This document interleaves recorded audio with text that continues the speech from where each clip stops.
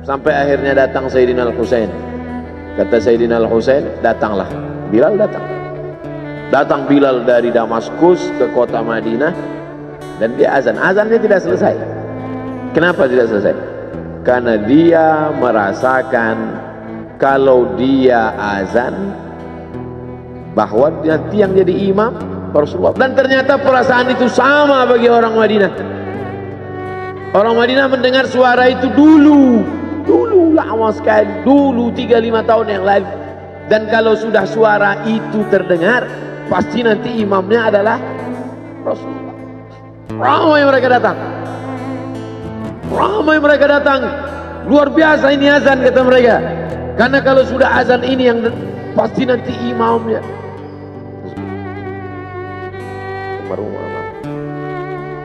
Al-Fatihah.